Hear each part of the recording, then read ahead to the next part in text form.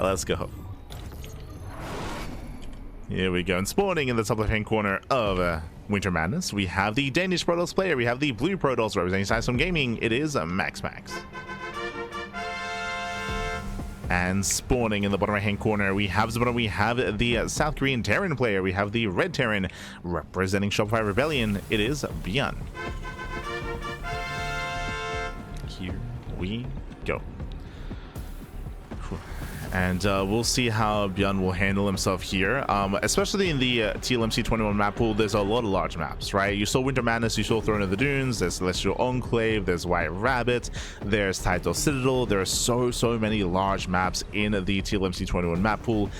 So we're going to be seeing ByuN kind of head in that direction, right? Be more turtley, be more defensive, and build up towards longer games. That's what I'm expecting out of ByuN for the most part, depending on the maps. And I'm going to lean towards that here in Winter Madness. First things first though, double gas opener, more tech heavy start here, going for a faster factory. This can lead into Reactor Reaper Hellion, this can lead into early Cyclones, this can lead into early 111. We'll keep an eye on ByuN. And so will MaxPax.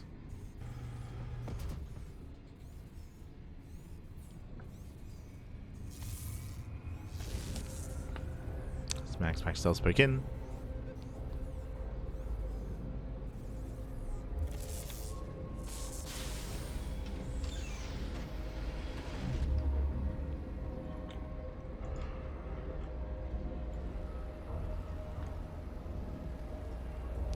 Pokes in. He has yet to confirm as he doesn't want to get locked into the base, doesn't want to lose the probe.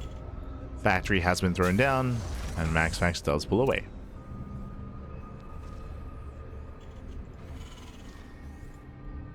Interesting.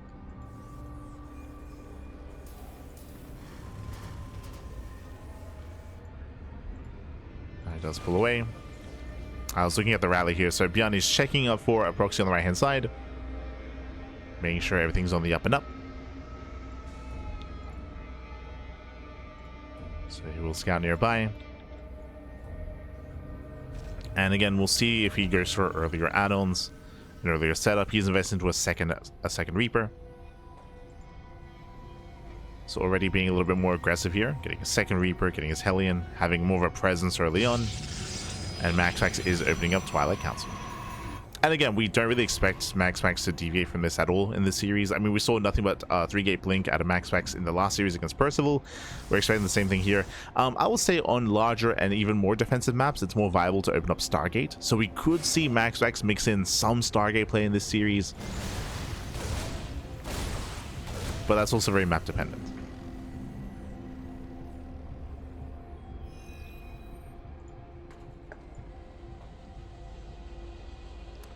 As ByuN is getting into a third Reaper. Okay, third Reaper, second Hellion, so triple Reaper, double Hellion here for ByuN. He does move out. The goal here is for economic damage. It's to either have everything rush into the natural or Reapers into the main base and Hellions into the natural at the same time to get some damage. Otherwise, this won't be worth it. Like, this is a big investment here for ByuN early on. And this army, these units do not scale well into a longer game. Pokes in. Pokes in. There's a shield battery. You can see MaxPax is ready for the Reapers. ByuN, he commits. Yeah, commits into the main. One Reaper goes down, a Hellion goes down, and MaxPax he holds. Yeah, MaxPax does hold on. He will lose one adept in the process. But ByuN is deflected. And behind this, we were curious what the double gas was going to lead into the faster starport into Cloak Banshee. Now, if you've been watching recently, you will know that Cloak Banshee has fallen out of favor in recent times. The reason why we see less Cloak Banshee is because nowadays it is very common and very standard for the Protoss player to open up Robo on 2 bases. In the past, earlier this year, that wasn't the case. Ooh, Zeta barely goes down. Reaper survives. On 1 HP. On 3. On 3 HP. But as you can see here, the robe is done. The robe is done, which means we should have an observer. Ooh, Prism first.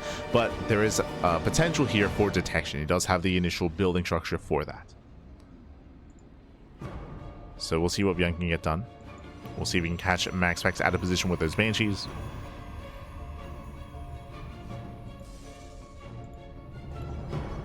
As MaxPax did go Okay, 3. Jesus. For a moment there, I thought there were 2 gateways at the natural. I was like, oh god. 3 gate blink. 3 gate blink into the prism instead of the observer first. So he's rushing across the map to be hyper aggressive. As he moves out, Banshee's moving in. Now there is an observer on the way, and there are some defensive stalkers here. We'll see what ByuN can get done. Cloak is complete and is headed into the main. At the same time, MaxPax is going for the counterattack. There's 1 tank in the natural, 1 tank in the main base. ByuN is nicely spread. Banshee does hit the main. And so far, getting 1, getting 2, getting 3. 2 so far. Catching out 2 probes. At the same time, MaxPax, he dives into the mineral line. He does get 2 SCVs himself. That's going to be 4 probe kills. The Banshee does fall. 5 probes go down. This is decent damage by ByuN. It's decent. And more importantly, he deflects the stalkers. Deflects the wing stalkers. He is secure here. He does have a 2nd tank in the main. Spreading himself thin, but, you know, nice. He defended here on 2 bases. It's well spread out.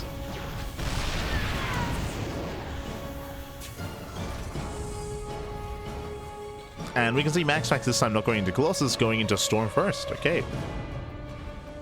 Does rush into Storm. 2nd Banshee making its way across the map. MaxPax still sharking around. But we have a back and forth.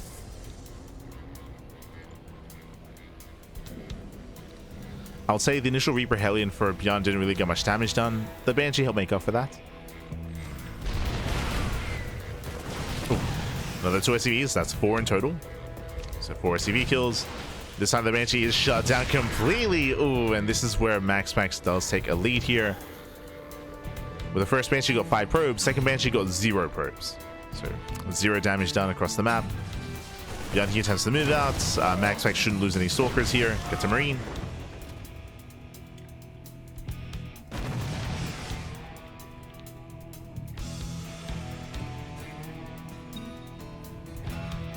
So MaxPax pulls away. So if I get 2 Marines in, does he get the tank? Oh no! The tank goes down as well. ByuN has to get the hell out of here. Ooh, miss rally. Rough positioning for ByuN. Storm is done, by the way. Storm is complete. MaxPax, he will. No, the miss rally. Get out of here.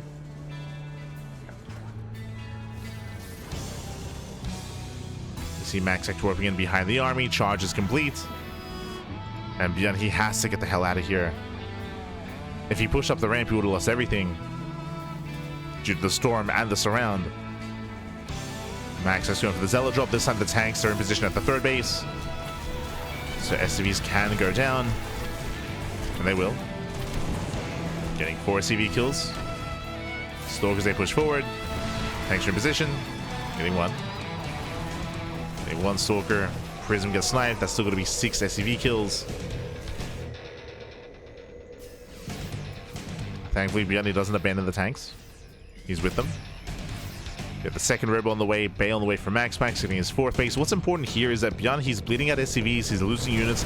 ByuN, he's contained on his initial 2 and 3 bases, while MaxPax is freely mining, freely expanding, freely taking up. And kind of this is the big strength of Protoss on larger maps specifically, is that they have the freedom to do this, to have map control and to be greedy. Ooh, nice mine shot. Very nice mine shot.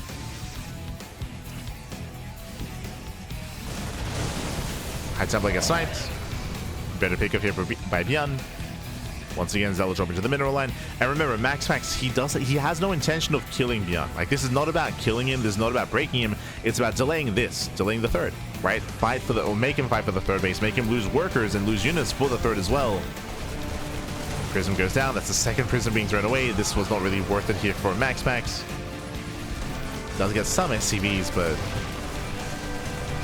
this was expensive. Oh, that's a kill. Kill on the turret.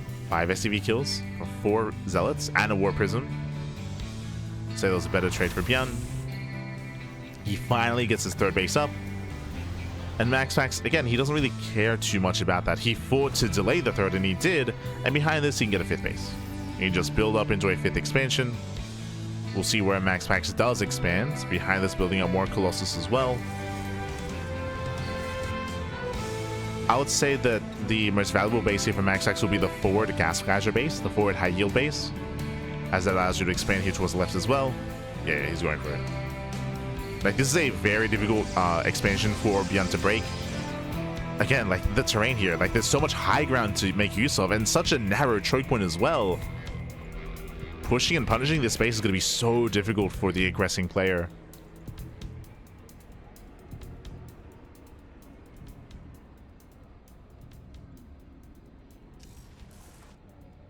And again, this allows you to protect the fourth base, of course, because it's behind the fifth, and also allows you to expand it next to it as well to the sixth base, which is also kind of protected by your fifth base as well, as it's further back.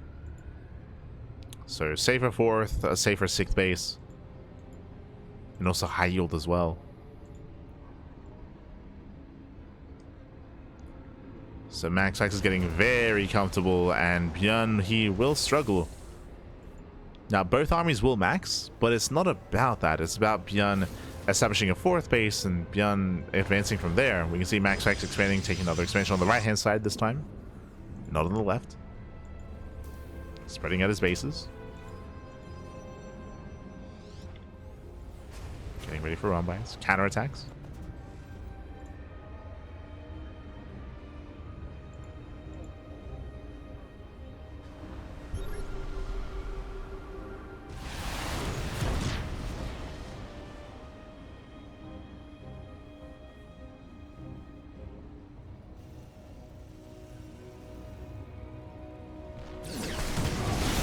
And it's coming in.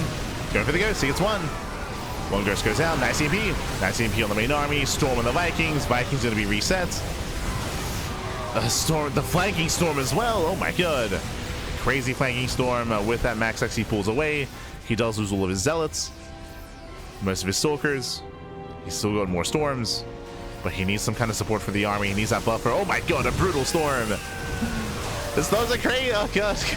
The storms are crazy. GG gets called as ByuN, he bathes in the storms, and MaxPax, he will take game number 1. GG. Ay, ay, ay. GG, well played. Again, those storms are crazy, but as you mentioned, I would say Winter Madness is one of the more extreme maps just because of the bases, just because it's so easy to get up to 5 and 6 bases on Winter Madness, and you have the boosted economy thanks to the high yield gas geyser as well, right? It's like there are certain maps like this. The other one is Missing You Today, where it's very similar, where if you gain map control, you get a massive advantage with either a high yield gas base or high yield minerals as well. So you have that big boost and that big advantage as the Protoss player coming into the mid to late game, as they typically have map control compared to the Terran. So yeah, really brutal map here for ByuN. With that, MaxPax takes the first game. Now we're loading into game number 2. One of the more aggressive maps in the map pool. Let's go. Let's go. Going to be loading into 10,000 feet. 10,000 feet. And spawning in the top left-hand corner, we have our Danish Protoss player. The Danish Protoss, the blue Protoss representing Sidestorm Gaming. It is MaxPax. And spawning in the bottom right-hand corner, we have as opponent, we have the South Korean Terran player. We have the red Terran representing Shopify Rebellion. It is ByuN. Here we go. And 10,000 feet is one of the more aggressive maps in the map pool, shorter rush distance by ground, and more exposed bases as well. Specifically, I'm referring to the center expansion. So once we build up, once we get into the mid game, you can see, and even maxing out, ByuN can threaten the center base so much easier with tank lines, with tank positionings, and also as the Protoss player expands, they are spread out even further, as they do spread themselves thin towards the left and right hand sides of the map, making it more difficult to rotate to defend and more difficult to keep up with the drop play, the more mobile composition that the Terran player would have. So this, I would say, is a better map for ByuN, once again going for the eBay block. Now, on the one hand, the things that I just mentioned were mainly in relation to MaxPax playing macro and playing standard. If he's more aggressive himself, then the turns can table, right? Kind of. There are ways to get into the main base. I would say the main base is difficult to aggress into, just because of how difficult it is to rotate between the third base and between the natural as well, just because of the terrain. The terrain just doesn't really lean to that, lean for that. So I would say that ByuN should be relatively safe against 4 Gateblink Stalker.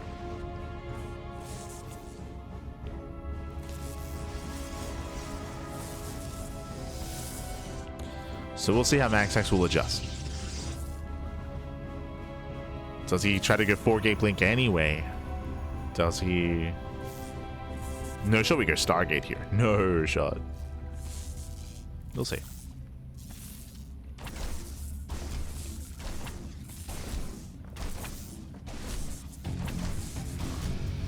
I remember when MaxPax was just saying one trick pony with his PvT cheese. Now competing against ByuN, guy grew so much.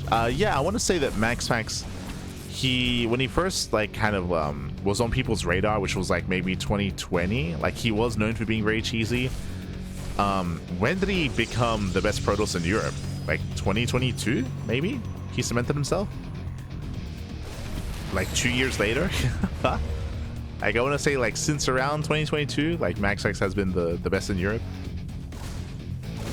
So it didn't take him long to rise through the ranks, but yeah, you're right. Like, back in the day, he was known for being, he was known for, like, having one build per matchup, right? Like, and it was really, like, inefficient as well and really quirky. Like, I remember a lot of the pros were, like, making fun of him.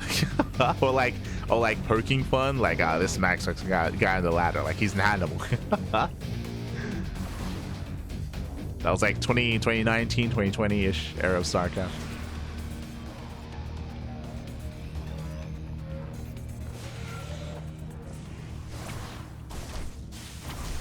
Not too long ago in the grand scheme of things. We're getting old, man. We're getting old.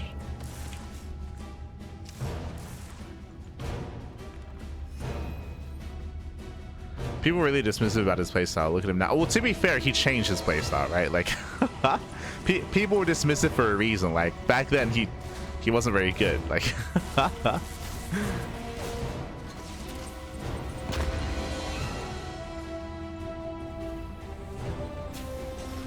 yeah, he improved a lot.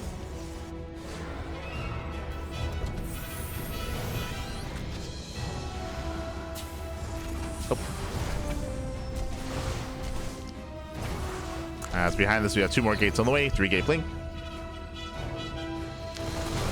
Is getting the 3-gate blink. Likewise, we'll be able to lay the CC. Delays mining. Delays mining for a moment. Throws away his first zealots. And ByuN, he will defend, he will deflect, and he's going for his own counterattack. Let's go. Does move out. Going for his own mine drop behind this, continuing his aggression. Going for the Liberator as well. And we'll see what he can get done. Meanwhile, I believe it was once again 3-gate blink Stalker, so a very safe build here by MaxPax. He should have the tools to keep up with the drops. Comes down to the control.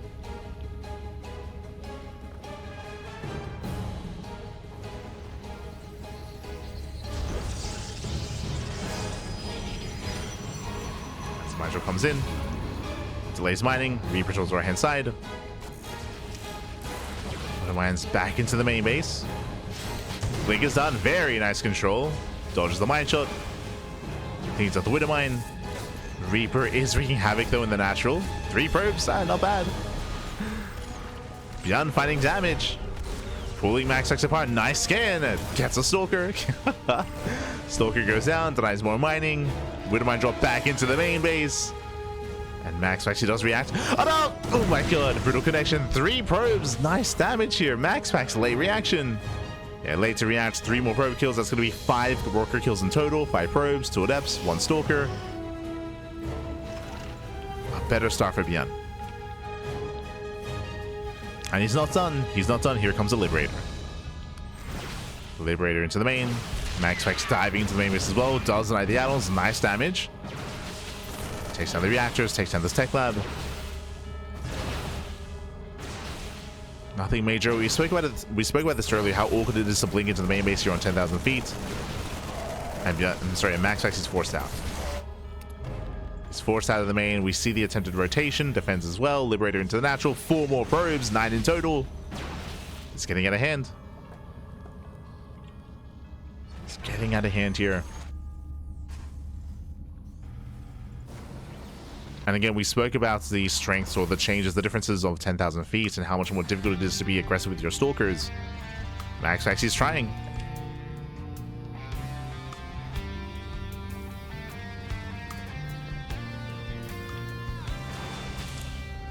The tank is in position. Ooh. MaxPax taking his own third. But this is a delayed third base because of all the economic damage. Ay, ay, ay. Okay, Liberator towards the main. Observer gets caught.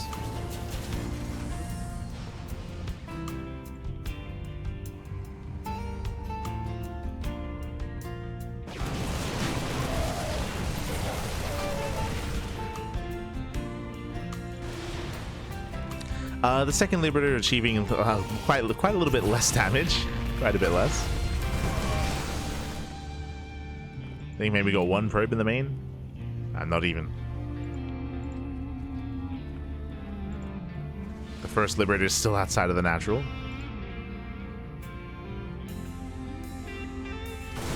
And ByuN, he's being a little bit risky here. He's pushing out. He does catch the Observer. He's got his 2 tanks. But he doesn't have Stim. So he has to be careful. Liberator back in. Gets 1 probe. That also means there's no distraction. Stim is finally completed.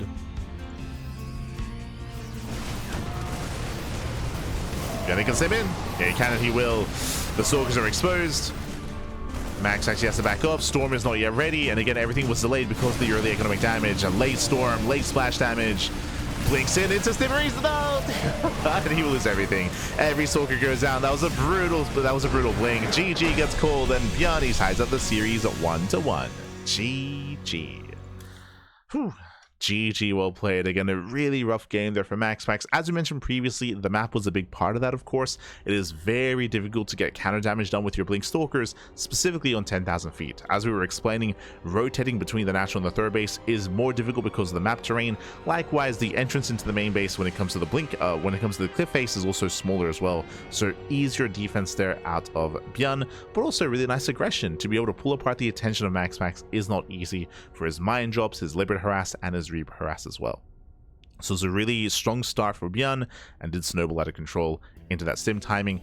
Again, everything was delayed for MaxPax because of all the economic damage. 9 probe kills, getting up to like 12 towards the end, bleeding out Stalkers and failing to do counter damage. GG.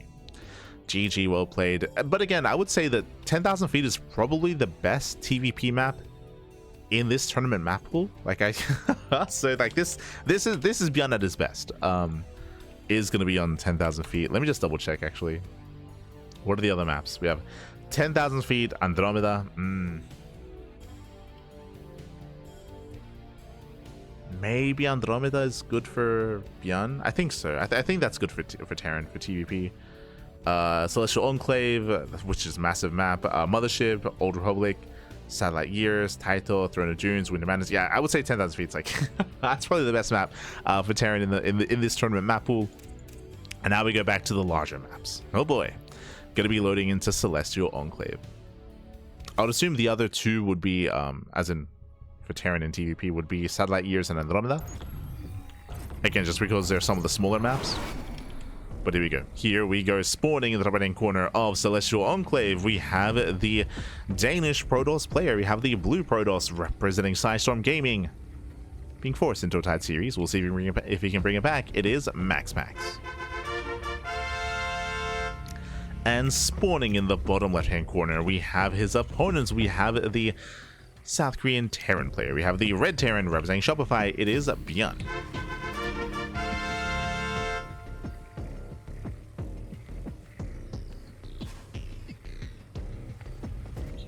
We go.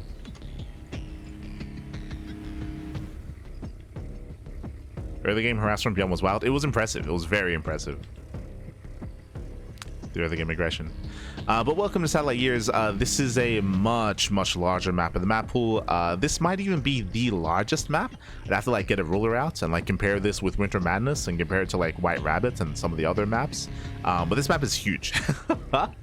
Not just that, we have I'm not so sure if I'm fond of this. CC first. CC first out of ByuN rushing into the pocket base. So do you have a pocket base? Probe Scout confirms immediately. No, MaxPax, he confirms that CC first, being as annoying as possible. Second ACV does move down to the low ground to help protect, but hyper greed out of ByuN. And of course, MaxPax confirms. Meanwhile, we have a safe third base here. So your initial like 2.5 base setup is very safe and secure. The fourth base, I would say as well. There is an entrance here towards the left. There's a wide ramp on the right. So your main army has to be focused and centralized here to defend. You have this alleyway here on the right hand side to rotate over towards that third base. Sorry, towards your natural as well. But for the most part, the 4-base setup is relatively secure. The 5th base is much more difficult to take. It's further away, it's on the low ground, it's either here in the center, here on the right-hand side. It's more accessible, more abusable. Ooh, as that's a kill on the SCV. Ay, ay, ay. MaxPax, calm down. Still does kill the SCV, he does delay the command center by a couple of seconds. And we'll see how aggressive MaxPax is going to be. Now, what I will say regarding blink aggression here is that similar to 10,000 feet, if the aggressing Protoss player, he's going for the proxy, this might actually be proxy Stargate. We'll see. Cybercore is done. But the aggressing player, they're going to have a really hard time rotating between the pocket base and the natural.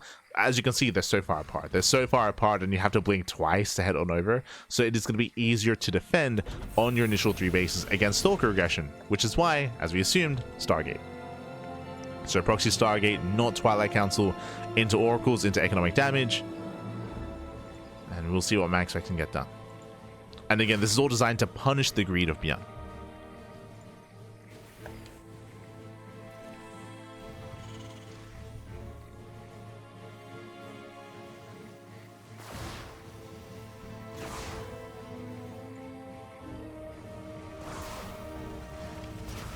As ByuN, he's being even greedier. He's rushing into +1. Oh my god. So very fast eBay, fast +1 as well. We're being so greedy here, ByuN is, and his army's going to be lacking as a result. And we'll see if we can survive against the aggression of MaxPax. So Stargate into Twilight Council. We'll see if he goes into charge or blink. Adets is poking in, keeping the Marines busy. Widowmines will burrow. Oh, can he catch the Oracle? That would be huge. Oracle moves in. Widowmine's in position. Up! The Might Shot goes off. Very nice connection as the Oracle goes down. Doesn't get a single kill of the natural. Ay, ay, ay. Whew. And ByuN holds. ByuN, he's holding on. Now we have Phoenixes on the way so far. A strong start for ByuN. He does not get punished.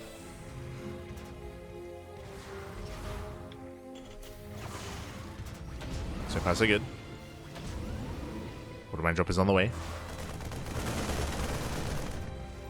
And he's holding on behind this. Phoenixes into blink. Oh, it's interesting. Getting into blink stalkers.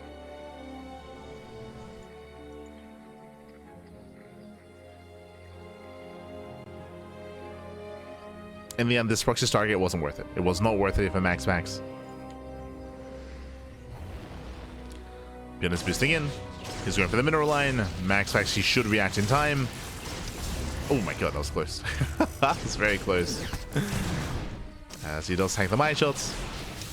And thanks to the Phoenix, this medevac should not escape. Oh, the retargeting. Oh my god. Very nice retargeting. Does boost away. Gets a Stalker. Delays mining time.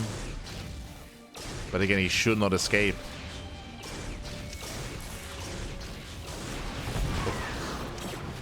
And he won't.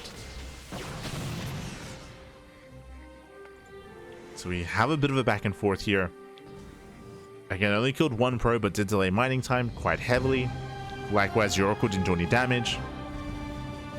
The Phoenix does somewhat make up for that. And how many gateways? Getting up to 4. So 4 gate blink, but behind this did go into a faster third. So economically, MaxPax is in a decent position. We have ByuN being very light on tanks, so he only gets 1. Only 1 tank, then into Widowmine Marine, into an earlier stim timing. So earlier stim out of ByuN, earlier bio push. ByuN's gearing up. Soldiers, they blink in, they punish. Getting a handful of SCVs. Sorry, a handful of Marines, I meant to say. Okay, 3 Marines so far. Stim is not yet ready.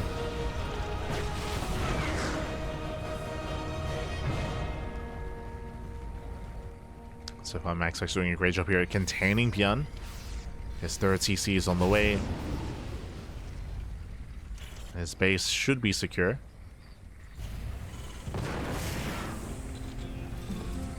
Going for his double drop.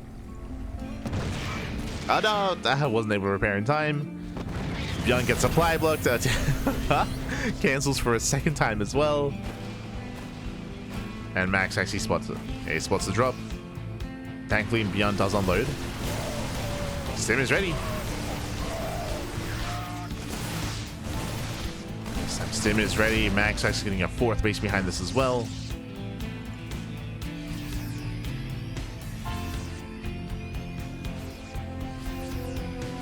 Hear the Widowmine blue with the mule cooldowns. I don't think that was intentional. I did see that. You're referring to when the Widowmine borrowed, he muled at the same time, and then the Oracle came in. I don't think that was intentional, but it did line up really nicely for him. Did notice that.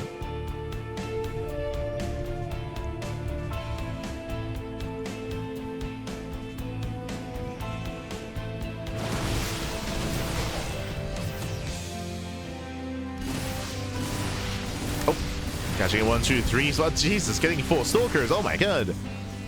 And MaxPax is punished. At the same time, getting ready for a surround. The tank is exposed. He's diving in. A nice spread of the Zealots. Tank falls, and ByuN is being forced back. He will lose the factory-based army. The Widowmines, the tanks. ByuN has to get the hell out of here. Has to pull away. Again, a brutal surround. Oh, and now ByuN has to race back home to his third. Let's race back over. And MaxPax behind is not going Storm first, this time going into Colossus. So second robo is on the way, going to mass Colossus production.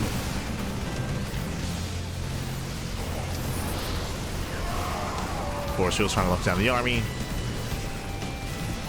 MaxPax has to pull out. Does pull out, does pull away. ByuN keeps up with the Zealots. And I would say that there is a power spike here available for ByuN before there are too many Colossus. I believe this is the first one. Yeah, the first Colossus has arrived, so there's only one. ByuN can try to break this. Lurks in. Ah, there's Zealots. Yeah, there's Zealots to defend.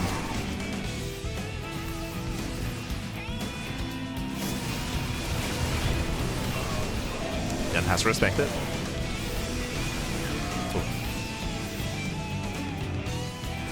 Pull away. Zealot run by does get across the map and doesn't get much done. Delays reinforcements. Nice defense by ByuN. Getting his 4th CC. And MaxPax taking another base. Oh, there's another high yield base here. I forgot about that. Another high yield expansion here in the center. Very valuable here for MaxPax. So he has another boosted economy. And again, just to reiterate, just like on Winter Madness, whenever there's bases like this, whenever there's bases that have either gold minerals or high yield gases, this benefits the Protoss more, just because it's common that they have map control. And ByuN doesn't, right? ByuN, he's like turtling back at home, he's defending. ByuN most likely has to expand away from the opponent, not towards the Protoss. So ByuN establishing this base is going to be, it's not going to happen. It's not, yeah, as you can see, he has to expand away from MaxPax. So MaxPax will be the first to max out.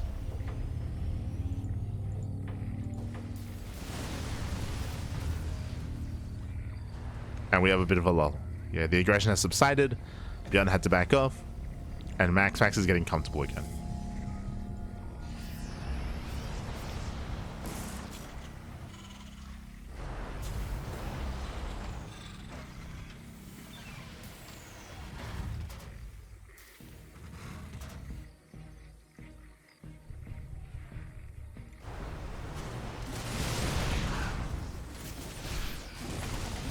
As MaxPax, he's maxed. He's maxed out.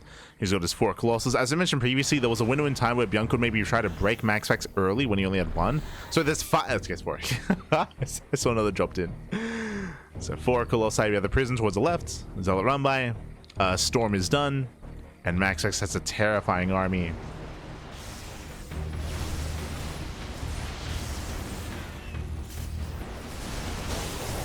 Storm zones away. Zealots, they do come in for a backstab. Not the best storm so far. More warpins. Oh, ByuN is being zoned away from his own expansion. He's being zoned away. Gets one Colossus. Gets one Colossus, gets a second Colossi, not bad. Vikings, they pick off two. As ByuN, he's being spread apart. So far, he's keeping up. How many ghosts? Two. Oh, not many ghosts here, not many EMPs. ByuN, he has to wait a little bit longer. He has to buy more time for his ghosts. That's a lot of Vikings. 12 Vikings? You can definitely argue too many. Too many Vikings here for now one Colossus. Zealous, they catch the reinforcing ghost. No! That's what ByuN was waiting for. He was waiting for the ghost. He will lose two ghosts. 2 out of 3 go down. Ay, ay, ay.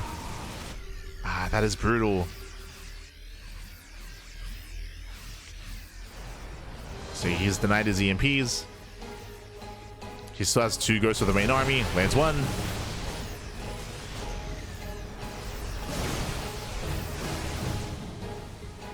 Lands 1 EMP. But the storm once again turns away. Zealous, they try to catch more reinforcements.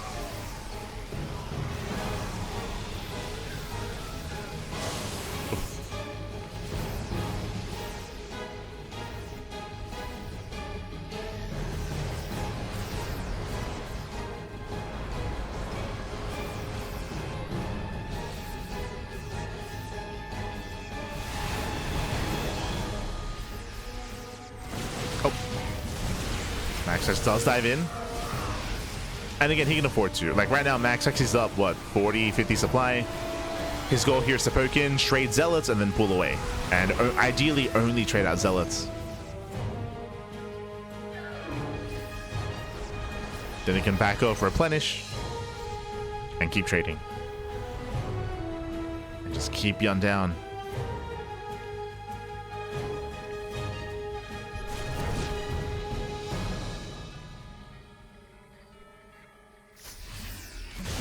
Moving in once again, nice EMPs, but here come the High Templar. Ooh. Yeah, 2 Templar get caught. Colossus count gets reset. Who will lose every single Colossus of the Vikings? Yeah, Vikings overextend. Massive overextension, and that's going to be 1 Viking surviving that.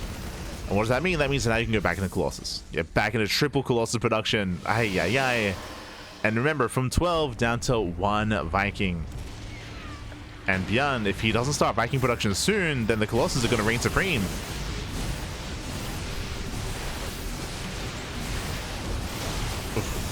Storms are connecting. ByuN, he commits a little bit too hard here as Zealous, they do push into the natural. Oh, pulling away. Colossus are about to pop out. And still 0 Vikings. Yeah, 0 Viking production. This is one of the dangerous things that you have to keep an eye on as Terran, is that if you do end up losing your Vikings, you have to be on top of replenishing them. Otherwise, this happens. Where now there's going to be a big power spike from MaxPax, and there isn't going to be as much to counter that.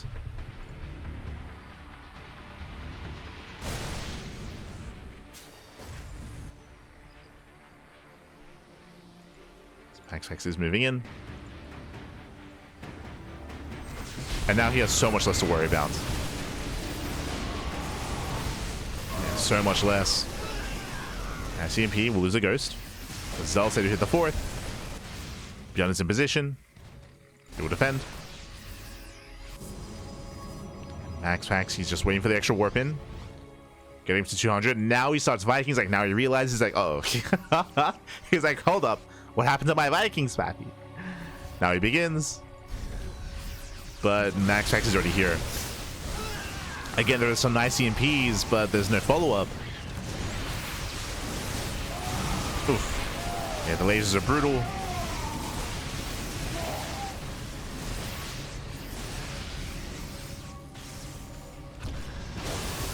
Storm on the ramp.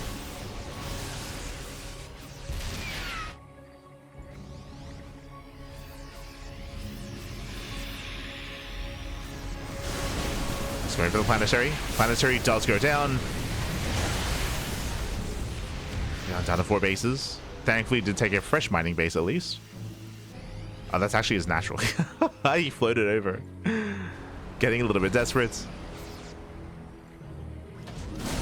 Now he's up to 4. Sorry, 7. 7 Vikings. But we're pushing in. Ooh.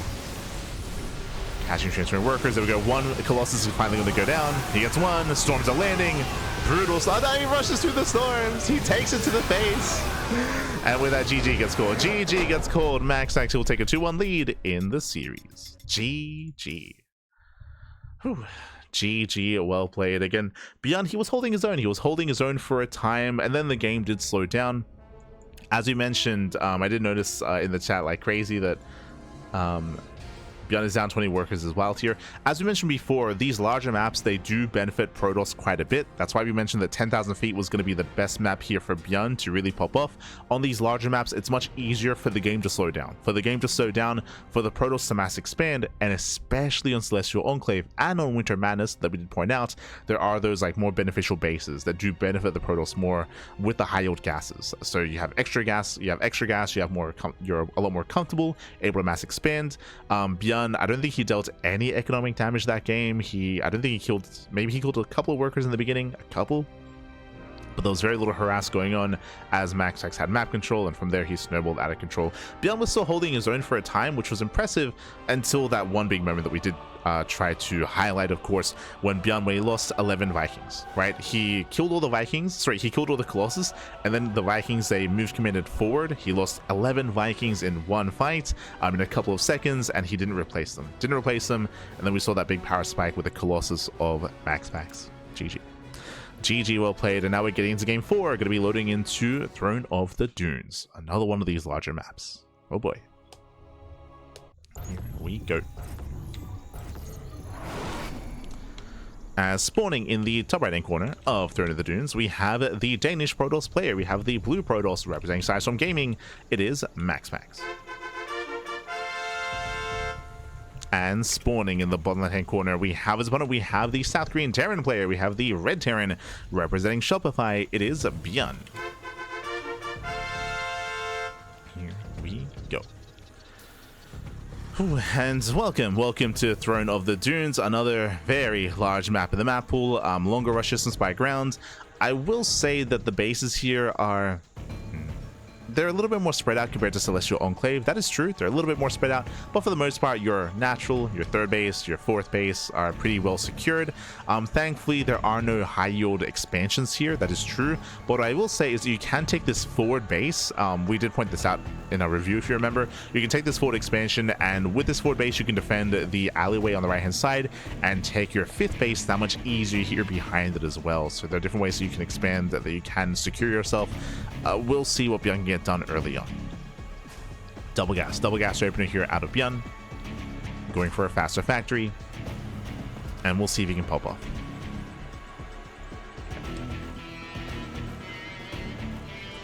We spoke last game about how Celestial Enclave, it is really awkward to be aggressive with Blink Stalkers, so MaxPax didn't open Blink, he opened Stargate. Went for the Stargate opener, he got shut down, but that did make sense on Celestial Enclave to go Stargate instead. Here, I will say that the main base and the natural are more accessible. Here, it's a little more natural to kind of harass the main and rotate over. I will say that the entrance into the main base is a little bit smaller, as you can see here, because of the terrain, because of like the vases, because of the like vanity objects here. It means that there's only one way into the main base if you're going through Blink aggression, so the main base is more secure. On other maps, this entire area would be accessible, whereas here, like specifically this area towards the ramp, is a little bit safer, like intentionally with those objects.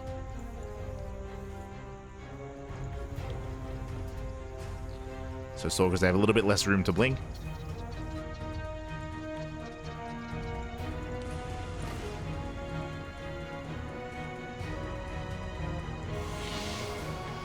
And I mean, that I doubt that'll stop MaxPax. I mean, oh, as we're going for the high ground CC. Early tech lab on the factory is what I did take note of here. This time, no Reaper Hellion aggression. Let's go. Going into Reactor Marine, saving his gas for the tech lab, and opening up with the early Cyclone.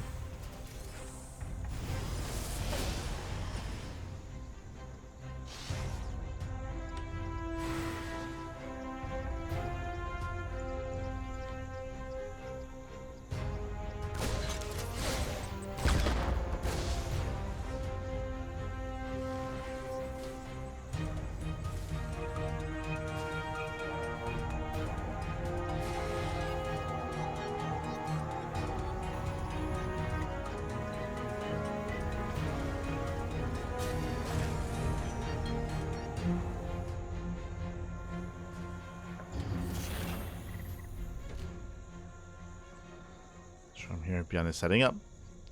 So from the early cyclone into early tank production, thanks to the early tech lab. So this is again earlier than normal, is what I should say when it comes to tanks being produced. And this can lead into a medevac into early tank drop. We're going for the medevac. Okay, so hyper aggression early on here by ByuN. He's going for the drop.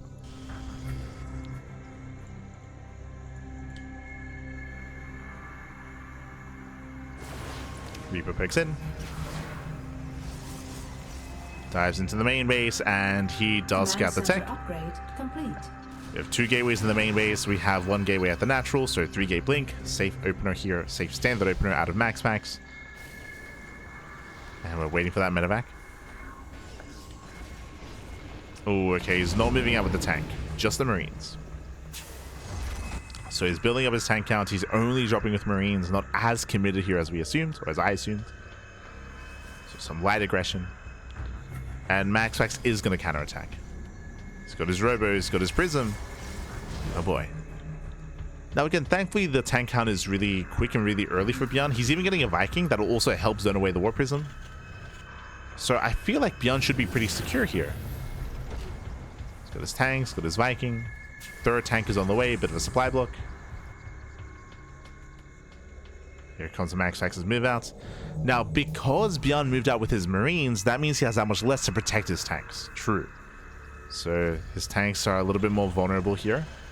That is a bit of a concern. We'll see if it pays off. Ah, there's an opening here in the natural. Like, there's no safety bunker.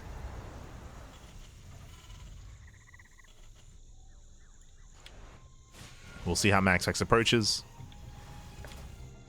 He spots the tank. He's going to check the main.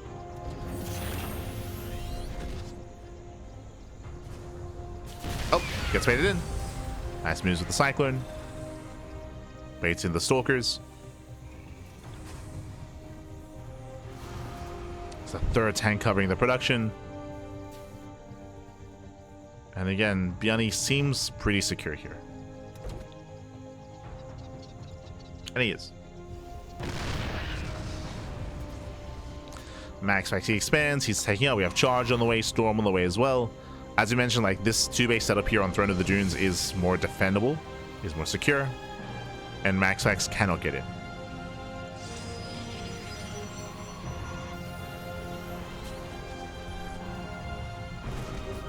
Nice catching the Observer. Observer goes down. Drop is still out there. Once again, trying to bait the army within tank range.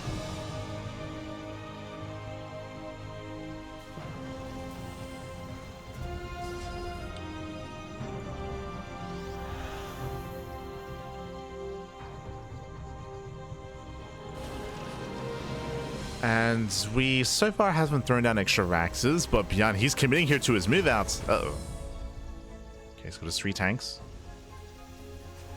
Stim will finish by the time this army gets across the map. He gets spotted. You see MaxPax always ready for the backstab. Prism is moving in.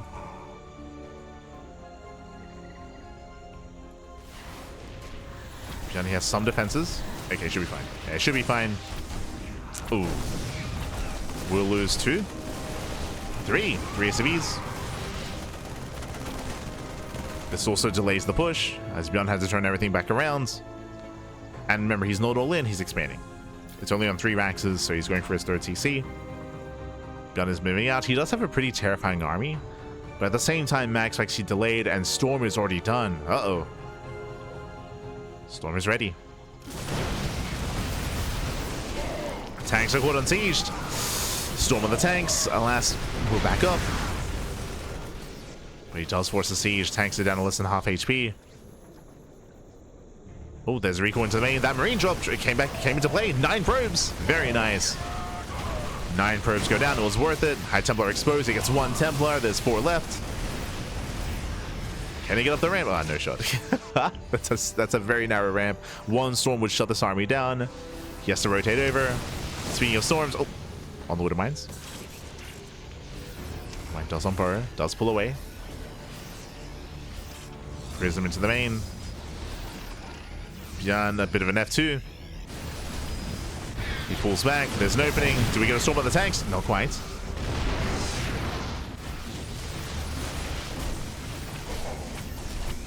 Not quite, but SCVs are going down. Brutal damage in the main base.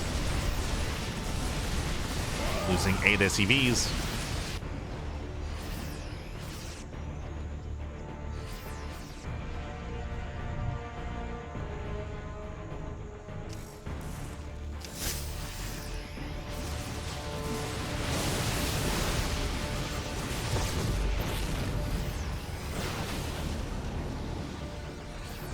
ByuN is trying to push forward. Here comes the storm.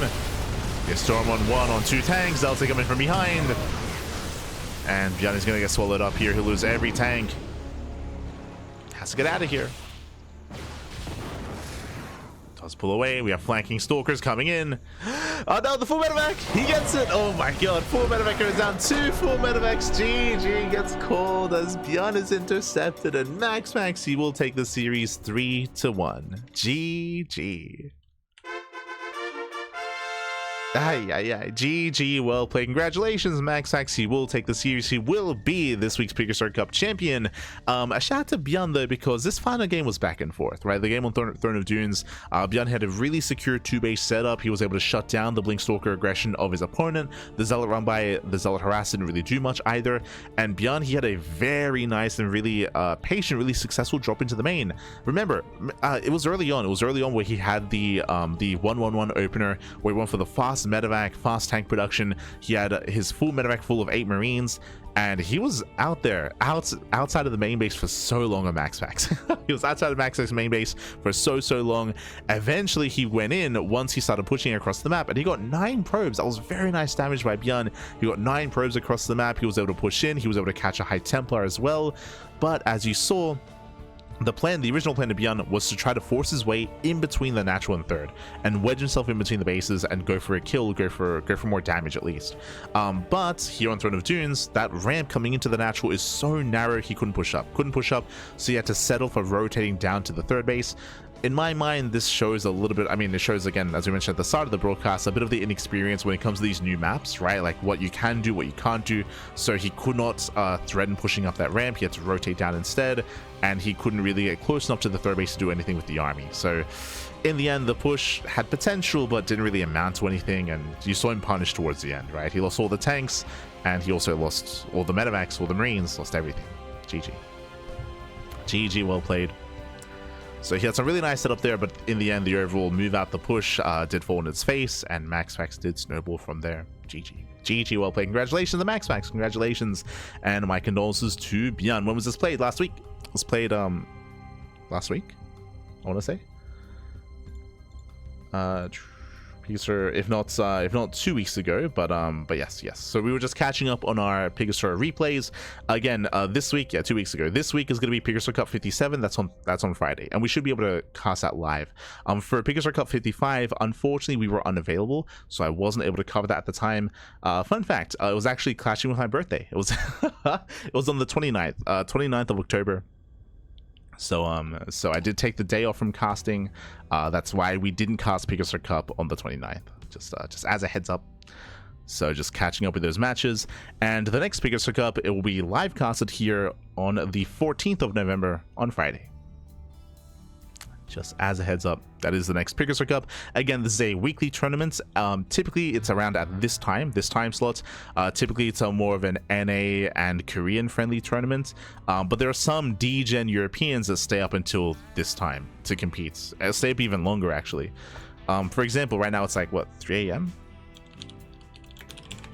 European time. Sorry, it's 1 a.m. But the tournament ends like 4 hours from now, from like this time.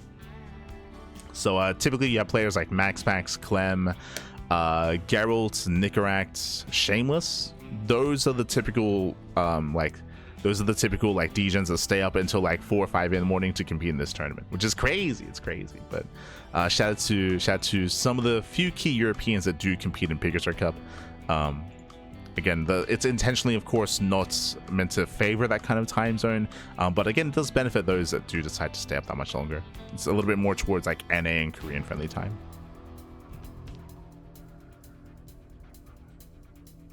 But GG, well played. And again, it was great to experience all of these maps as well. Fun fact, the Team Liquid map contest voting has concluded, and the results are in. The top 3 maps were indeed Mothership, Celestial Enclave, and 10,000 Feet. Those are the top 3 maps. These 3 maps are confirmed to be a part of the new map pool, and we should be getting the new map pool this week. We should be getting our new map pool this week. And remember, it's going to be a new 1v1 map pool and 2v2, 3v3, and 4v4 map pool as well. We're getting a new map pool for all the formats of the game. So look forward to it. I do look forward to it. I say it's either like this week or it's released this week or it's revealed this week. It's one of the two. One of the two. And we have confirmation as well. It's going to be 9 fresh maps. There was, if you remember, there was a Reddit poll, Reddit voting. This was like a month ago, I want to say, which did ask the community, hey, do you want like 7 new and 2 old, or 9 new and 0 old, or like what kind of combination like of new and old do you want? And I think in the end did settle on 9 fresh maps. So it's going to be exciting. But otherwise, thanks for watching. Thanks so much for the support. We do appreciate it. And with that, we're going to be going on a short break. Because this broadcast was a little bit shorter. That means we have some time for viewer replays. We have a submitted viewer replay in the chat from the chat. We'll be jumping into that momentarily to get into a ZVT matchup. So we're going to be going on a short break. But otherwise, if you enjoyed this tournament, again, this is a weekly tournament. Every single week we have PiGosaur Cup. It is sponsored by Pig, and it is run by Stegosaurus. That's why it's PiGosaurus. That's why that name comes together. So much love to Stegosaurus. He's a very passionate fan of StarCraft, very passionate. And even before Pig was sponsoring, it was called the Stegosaurus Cup. It was called the Orsasaurus Cup before that as well, with different sponsors. So he's been running it for a long time. Shout out to Pig for stepping up and actually sponsoring the event. So big shout out to Pig. And again, I think Pig is still in the Americas at the moment. Sorry, in Canada at the moment, as he went to Canada for Stellarfest. But I believe he should be coming back at the end of the week or next week. I don't know how long he's staying. That'll be around the corner. Otherwise, we're going to be going on a break. And we'll see you guys soon for a bit of a cheeky replay cast. See you soon. Bye.